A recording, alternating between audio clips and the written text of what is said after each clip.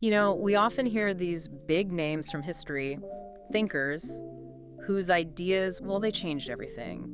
But how much do we actually know about the people? Right. What was their life actually like? What kind of world were they living in that shaped those big ideas? It's so easy to just focus on the philosophy, the quotes everyone knows, the legacy. But getting into the life story, the specific challenges they faced, the historical moment, that's where you get the real understanding. You see why those thoughts came about. Exactly, and that's what we're doing today. We're diving into one of the most influential figures ever, Confucius. Confu, the man himself. Yes, looking beyond just Confucianism to the person, his journey through a really turbulent time and how that world forged his ideas about society and order. And you really can't grasp that without understanding the era. We're talking the spring and autumn period in China, roughly 8th to 5th century BCE. So technically there were still Zhou kings, right? Like a central dynasty. Notionally, yes. They held symbolic power, descended from this long-ruling dynasty, but practically speaking, Their power was gone, fractured. completely. Real authority was with regional lords ruling their own states. And even within those states, you had these incredibly powerful aristocratic families calling the shots. So a figurehead king, dukes running their own territories, and then these super powerful families underneath them, sometimes stronger than the dukes themselves. Precisely. Hereditary positions, huge land holdings, private armies. It was, well, a mess. Constant conflict, political maneuvering, instability everywhere. Sounds like chaos. Walled cities, constant fighting between states, fighting within states. It was. But strangely, maybe because of that chaos, it was also an incredibly fertile time for new thinking. People were searching for answers, weren't they? How do we fix this? How do we get back to some kind of order, some morality? Exactly. All sorts of thinkers popped up, offering different solutions. And that unsettled, buzzing intellectual climate, that's the world Confucius walked into. His ideas weren't just dreamt up in isolation. They were a direct response to the problems he saw. Absolutely. So our mission here is to unpack what we know about his life, his world, and see how it all connects to the philosophy that came to define him. Okay, so let's start at the beginning. The man himself, Confu. Right. Born around 551 BCE, tradition says, in Zhou, a small town in the state of Lu. That's modern Shandong province, eastern China. And Lu was one of these states technically under the Zhou king, but basically doing its own thing, ruled by its own duke from the city of Quafu. Exactly. And his family background is interesting. He's described as coming from the Shi class. The Shi. So not the top nobles, but not commoners either, kind of lower officials, scholars, administrators in training. That's a good way to put it. Educated, maybe held minor posts, but didn't have the big hereditary wealth or power, sort of navigating this changing social ladder. Being in that middle ground must have given him a unique view of things. Very likely. His father, Kang He, was an older military officer, a commandant in the local garrison. And there are traditions linking the family way, way back to the old Shang dynasty, the one before the Zhou. A hint of past glory, maybe, but not much present advantage. And his father died when Confucius was really young. Yeah, tragically young, only 3 years old. Oh, wow. So he was raised by his mother, Yan Zhangzai. And the accounts generally say they lived in, well, relative poverty. His mother also died fairly young, before she was 40. So loss and hardship marked his early life. Still, he got an education. He did.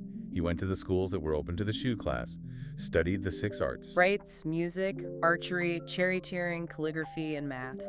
Sounds pretty comprehensive. It was. And these weren't just academic subjects. They were the essential skills for a gentleman hoping to serve in government. Mastering the rights. That life, for instance. That wasn't just about bowing correctly. It was about understanding social structure, respect, the proper way to interact. Exactly. That focus on form, on conduct, learned early on, you can see how that becomes a core part of his philosophy later. And he had to work to support himself, even early on. Yes, to support himself and his mother. And later, significantly, to pay for a proper burial for her, which itself was a big deal, showing filial piety and respect for those rights. He took on some pretty humble jobs in his early 20s. Like what kind of jobs? Tradition mentions him being a bookkeeper, managing granary stocks, even looking after sheep and horses. Huh, really practical stuff. A world away from the court politics he'd get involved in later. Absolutely. It grounds him in the reality of making a living, even while he's studying the classics. So you have this educated young man, steeped in tradition, but starting from poverty, doing manual work.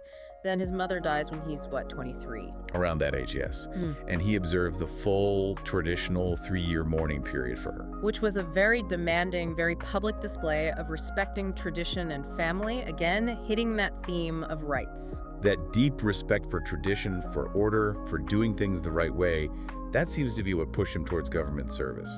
Remember the chaos we mentioned? Yeah, the fractured power in Luqian. Right. So Lu had its duke. Duke Ding was in charge for much of Confucius's active time.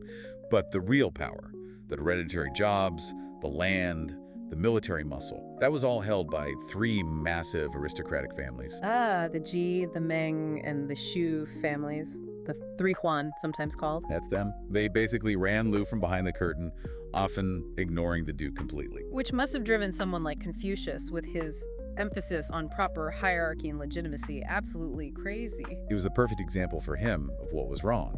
This breakdown of traditional roles, this power grabbing it, was a symptom of moral decay, leading to instability and unfairness. And things got violent sometimes. They did. There was a big rebellion in 505 BCE. A guy named Yang Hu, who worked for the Ji family, actually seized power from his own boss for a while. Wow, so even within the powerful families, it wasn't stable. Not always.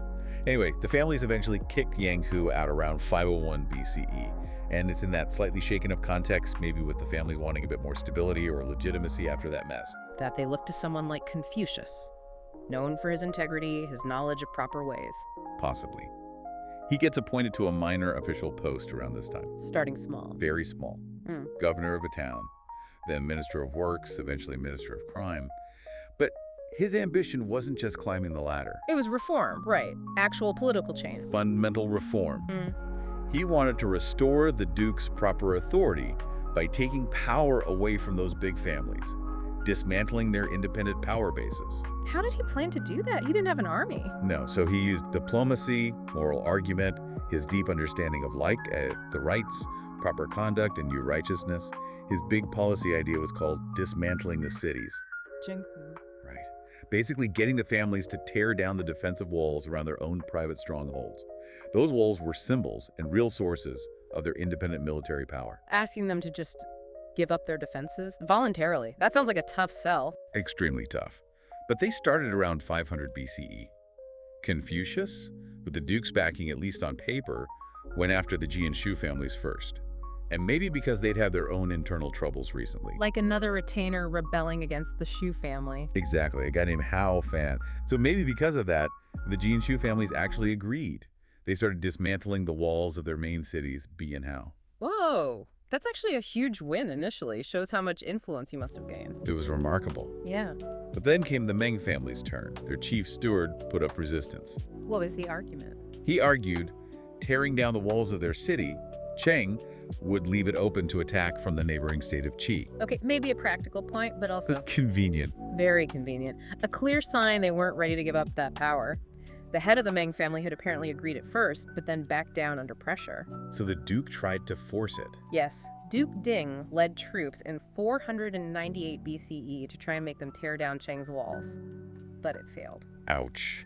A major political defeat for Confucius and his whole reform plan. A huge setback. And you can bet it made him some powerful enemies.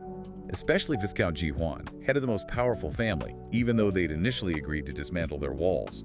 The situation in Lu just wasn't sustainable for Confucius anymore. So he had to leave. Pretty much. Accounts say he left Lu in 497 BCE, went into self-imposed exile. He really couldn't stay while figures like Viscount Ji Huan held power and opposed him. There's that story about why he left too, isn't there? The dancing girls? Ah, yes, the classic anecdote.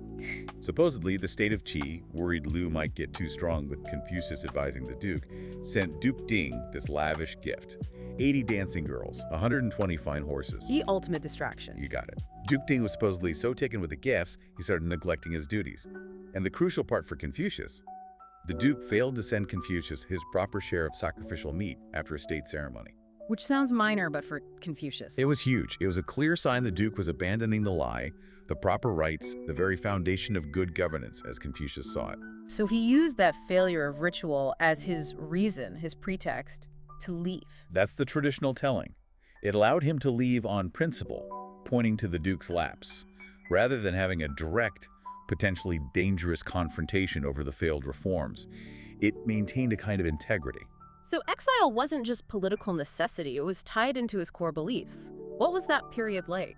Wandering around. It was long, over a decade, maybe 14 years. He traveled all over, visiting different states. Wei, Song, Jiang, Chu, Qi, others. He was looking for a ruler. Someone who would actually listen, who would implement his ideas. Exactly. His vision of governing through virtue, through proper rights, through benevolence and righteousness. He believed a ruler leading by moral example would create harmony naturally, much better than relying on harsh laws or punishments. That's a stark contrast to the legalist school that came later, emphasizing strict laws above all. Confucius was about moral leadership. Absolutely, lead by example. But the sources paint a picture of frustration during the exile. No takers. He was generally respected. His reputation as a teacher, a man of integrity, was growing. But no ruler was really willing or maybe even able to fully commit to his whole program. Why not? Well, think about it. You had these entrenched aristocracies, constant warfare, everyone focused on survival and grabbing territory. A system based on moral cultivation and merit probably seemed idealistic, maybe impractical to rulers focused on immediate threats. Yeah, I can picture Confucius explaining the deep importance of ritual while the Duke's worried about an invasion next week. Precisely. He faced skepticism, indifference, even danger sometimes. Accounts mention him being threatened or mistaken for someone else. But he kept going, kept refining his ideas, and crucially— Duke kept teaching. Yes, he gathered this group of loyal disciples who traveled with him. They learned from him, argued with him, and importantly, they remembered and recorded his teachings. So even if he failed politically in finding that ideal state to reform, He was building something else, the foundation for his future influence, through his students. when did he finally go back home to Lu? Eventually, after about 14 years, he was invited back, some accounts say by Ji Kangxi, the new chief minister, when Confucius was around 68. An elder statesman by then, a famous teacher even without that big political success. Exactly. And those final years back in Lucelle, they were mostly about teaching and scholarship. This is when he's traditionally credited with editing and transmitting the ancient classics. The classic of poetry, documents, rites, music, though that one's lost, the Book of Changes, the Spring and Autumn Annals, basically compiling the core texts of Chinese civilization. He became this great preserver and interpreter of past wisdom, shaping the education of generations to come. A major shift from trying to reform politics directly. It was. He might have given advice now and then, but the main focus was cultivating the Junzi. The superior person or gentleman. Right, individuals who embodied virtue, understood the rights, the kind of people needed for a good society. He supposedly had thousands of students over his life, but maybe 70 or so really mastered his teachings. That's an incredible legacy right there. He died around age 71 or 72. Yes, near the Sea River in Luz. His disciples mourned him intensely.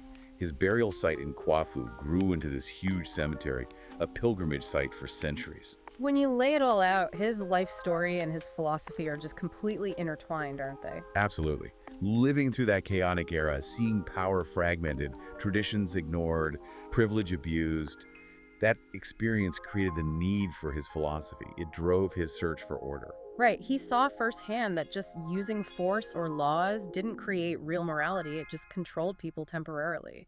And his own political frustrations, seeing rulers choose power over ethics, must have just strengthened his belief that everything had to start with the virtue of the leaders, the moral cultivation of everyone. And his own background, coming from that Shi class, knowing poverty, rising through learning, not birthright. It directly fueled his belief in meritocracy, the idea that anyone could become a junzi through education and effort.